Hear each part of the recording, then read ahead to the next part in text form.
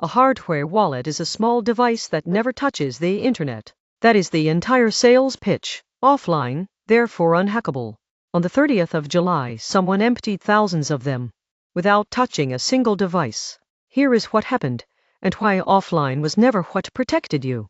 The device is a Coldcard, made by a company called Coinkite. It has a good reputation. This is not a cheap gadget story. The first wave drained about 1,080 Bitcoin in under an hour. Then a second wave, then a third, 4 waves over 4 days. Latest tallies say near 1,800 Bitcoin from over 5,000 addresses, roughly $116 million. And the number is still moving. I will come back to that. Now, how do you rob a device that has no connection? You do not. You guess the key. Every wallet is a number picked at random. That is the whole security model. Not a password you chose. A number the machine picked, from a range so large that guessing is hopeless. How large? 2 to the power of 128.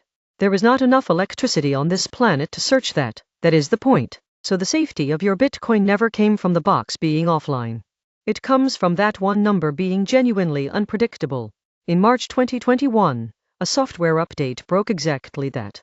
The device has a chip whose only job is randomness. A backup routine existed in case it was missing. A build setting was checked the wrong way, and some devices quietly use the backup. The backup is fine for shuffling a game. It is not fine for guarding money. Effective strength fell from 128 bits to as little as 40. 40 bits is not a fortress. 40 bits is an afternoon. Picture a vault buried under a mountain, with no door and no wires. And a 3-digit combination lock. Nobody needs to reach the mountain. That is this bug. Which means the wallets were exposed in 2021. They were only emptied in 2026. 5 years is how long it took someone to look. Now the part I want you to actually hear. Coinkite released a fix. Installing it does not repair a seed already created.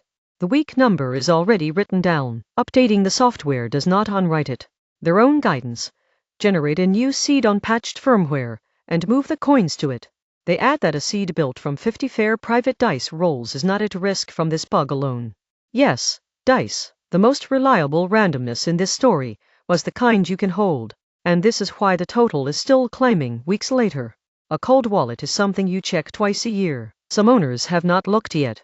If you know someone holding on an old device, that message is worth more than this video. The lesson is not that hardware wallets are bad. They are still the serious option.